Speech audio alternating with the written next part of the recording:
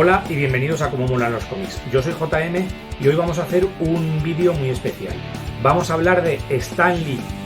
Debido a toda la nueva ola y la nueva moda que ha salido en internet, sobre todo de criticar a Stan Lee y decir que Stan Lee ha sido un ladrón de ideas, que robaba las ideas, que ha sido un aprovechado, que se aprovechó tanto de Jack Kirby como de Steve Ditko como de Esther Ang, cuando para mi gusto no es así. Para mi gusto Stan Lee es un genio y fue el verdadero creador del método moderno, conocido como método Marvel, que ahora os explicaré lo que es, a la hora de crear los cómics como se están creando en la actualidad. ¿Qué es lo que hacía Stan Lee para crear los cómics? Tanto en Timeless como luego posteriormente cuando se creó Marvel, etcétera, etcétera. Él lo que hacía era, en un folio, escribía un pequeño esquema, un pequeño guión acerca de cómo tenía que ser la aventura.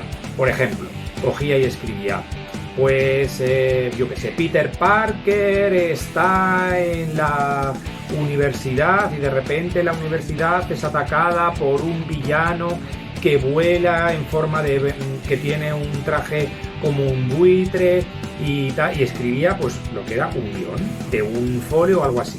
Se lo entregaba al dibujante y el dibujante con esas ideas hacía sus dibujos, hacía sus viñetas, se las devolvía a Stan Lee, corregía todo lo que tenía que corregir Stan Lee, se lo retornaba otra vez al dibujante y hacía las correcciones.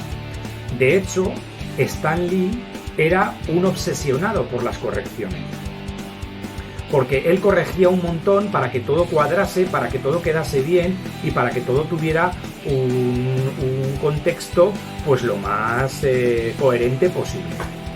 Hasta tal punto llegaba la idea de tener que corregir todo y la obsesión por tener que corregir todo, que Gene Steranko ha dicho en muchas ocasiones que él entregaba lo que son los dibujos, entregaba los cómics, los entregaba tarde, para que a Stan Lee no le diese tiempo a hacer todas las correcciones posibles y tuviese que corregir el menor número de viñetas. O sea que llegaba hasta un punto las correcciones de Stan Lee que era algo obsesivo para que la historia cuadrase. Posteriormente a esto, a esta forma de trabajar, debido a la gran cantidad y al éxito que tuvieron y a la gran cantidad de historietas y a todo lo que tuvieron que hacer, todo el trabajo que tenían, en lugar de escribir un folio, lo que escribía era 4 o 5 líneas que incluso a veces, en lugar de escribirlas, llamaba al autor correspondiente, se las decía por teléfono y le daba libertad al autor para que lo dibujase y luego posteriormente enviar las correcciones como lo hacía normalmente. Por ejemplo, decía Spider-Man lucha contra el buitre y esto se produce en la universidad y ya está. Y entonces a partir de ahí el dibujante creaba la historia, hacía sus viñetas, las devolvía a Stan Lee. Stan Lee escribía en los bocadillos que se habían creado los diálogos y los devolvía al dibujante para que corrigiese, pues le decía, oye, esta viñeta aquí no, porque tenemos que crear esta otra para que la historia sea más coherente, en lugar de que esto se produzca en el hall de la universidad, se va a producir en los jardines de la universidad, y se hacía así. A esta manera de trabajar, se le conoce como el método Marvel. Hasta ese momento no se trabajaba así, hasta ese momento se escribían guiones pormenorizados en los cuales se ponía viñeta número 1, tal, viñeta número 2, tal, y el dibujante dibujaba estrictamente lo que se ponía y no tenía la libertad que a lo mejor en el método Marvel sí que se tiene y que Stan Lee las daba. Lo que se viene a decir últimamente es que esta manera de trabajar lo que hacía era que realmente los dibujantes fueran los creadores del cómic en sí y que ellos eran los que aportaban las ideas y los que realmente pues creaban los personajes o creaban las historias. Hay que pensar una cosa, que cuando esto se devolvía, estas viñetas se devolvía y esta manera de trabajar se hacía y se devolvía a Stan Lee escribía todos los diálogos, todos. Y como tenía la prosa que tenía Stan Lee, hacía que las historias realmente cuadrasen. De hecho, como digo, muchas historias se corregían tanto los dibujos porque Stan Lee, la idea que tenía, hacía que cuadrara la historia en sí. Se ha intentado enfrentar en muchas ocasiones a Jack Kirby o a Steve Ditko con Stan Lee. Digo Jack Kirby y Steve Ditko porque llegó un momento en los que se hartaron, se marcharon de Marvel porque pensaban que ellos no tenían el reconocimiento que tenían que tener. Steve Ditko se retiró y Jack Kirby fue cuando marchó a DC y escribió El Cuarto Mundo y escribió Kamandi, etcétera, etcétera. Yo mi manera de pensar es que efectivamente Jack Kirby, como he dicho en otras ocasiones, era un torrente de ideas, era una fuerza de la naturaleza que era un creador, era un creador inmenso, pero que no tenía freno. Él lanzaba cosas, pues yo qué sé, pues por ejemplo en Kamandi, está pues a lo mejor Kamandi en plena selva corriendo una aventura y de repente pues yo qué sé, pues aparecen unos samuráis ahí en medio o un mono gigante blanco que destroza todo o aparecen unos extraterrestres y tal. Esas ideas tan absurdas, tan locas, que solo se le ocurrían a Jack Kirby y además hacía que funcionaran, pero el que realmente hacía que funcionaran esas historias era Stan Lee, porque Stan Lee era el que le decía, oye mira, pues esto a lo mejor es demasiado, o vale, me parece genial que aparezca un mono gigante, pero vamos a hacer que este mono anteriormente, tal, y era el que realmente le daba coherencia a las cosas. Entonces, yo para mi gusto, él no se apoderaba de las ideas, él lo que hacía era darles forma y ponerle una coherencia. Al fin y al cabo hay que pensar que el guionista principal y que el guionista jefe en esos momentos era él. Y era el que daba el ok a las cosas.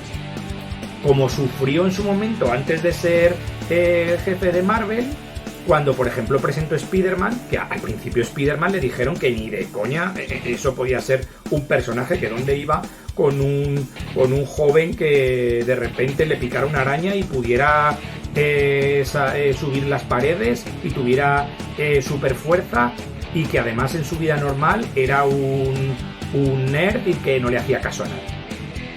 Pues a base de esfuerzo y de trabajo y de darle coherencia a las cosas, Stan Lee llegó a donde llegó. De hecho, una de las cosas principalmente que sucedió es que nadie hablaba mal de Stan Lee. Todo el mundo hablaba bien. No pasaba como con otros autores, como por ejemplo con Bob Kane, creador de Batman, que Bob Kane tenía a un montón de negros, los negros me refiero a escritores, en los cuales no ponían los nombres, que escribían para él y que él lo único que hacía era dar el ok o el no ok y poner su nombre. De hecho se cuenta que en una de las convenciones de cómic, Gene Steranko, se presentó Bob Kane una vez a Gene Steranko y le dijo, hola, mira, soy Bob Kane, y Steranko, sin venir a cuento, le cruzó la cara y le dijo que era un estafador y que era un mentiroso. Entonces, hay autores que sí que se les pueden decir eso, como por ejemplo Bob Kane. Mira que Bob Kane, ya digo que es el creador de Batman, pero ellos sí que eran realmente unos negros y sin embargo nunca vas a oír hablar a nadie mal de Stan Lee, y de hecho Stan Lee no habla nunca mal de nadie. ¿Qué pasa? Que Stan Lee ganaba mucho dinero y fue el famoso y fue el más, y los otros a lo mejor estaban un poco a rebufo, pero eso no es malo. Es que lo injusto era que gente como Jack Kirby, como Steranko, como Steve Ditko no tuviesen la misma popularidad que Stan Lee. Eso es lo injusto. Después de su muerte ha sido cuando han ganado la popularidad que han ganado, pero lo injusto ha sido que ellos no ganaran esa popularidad. Hay que reconocer que Stan Lee, cuando solo por el hecho de crear el método Marvel, la manera de trabajar así, ya es un genio. Y debido a su prosa, debido a su manera de trabajar, debido a su manera de escribir, porque él siempre ha dicho que ha sido un gran fan de cómo escribía Arthur Conan Doyle, que fue el creador de Sherlock Holmes, y cómo escribían otros escritores y que a él le hubiese gustado llegar a ese nivel. Porque además tenía muy buena prosa, pero debido a su manera de escribir, a una manera tan llana, a una manera de que los personajes se vieran como que tenían problemas como cualquier otro, como que eran humanos, debido a eso, los superhéroes han ganado la fama que han ganado. Y actualmente tienen la fama porque muchos de ellos tienen problemas igual que nosotros. Los Cuatro Fantásticos son una familia normal que tiene los problemas que tiene. Spider-Man, vamos, ya no se puede decir que sea más desgraciado el pobre. Y sin embargo tienes a otros personajes como Superman, como Batman y todo eso, que no tienen tantísimos problemas como los que pueden tener los personajes de Marvel. Y por eso tienen tanta fama estos personajes. Por mucho que se pueda decir que Steve Ditko es el verdadero creador de Spider-Man o que Jack Kirby es el verdadero creador de los Cuatro Fantásticos, ellos son los que dieron la imagen a los personajes, pero los que presentaron esas ideas y el que presentó esa manera de ser y todo es Stan Lee. Entonces no se puede decir que Stan Lee sea un aprovechado, todo lo contrario. Él fue el verdadero hacedor de la manera de ser que tienen los personajes.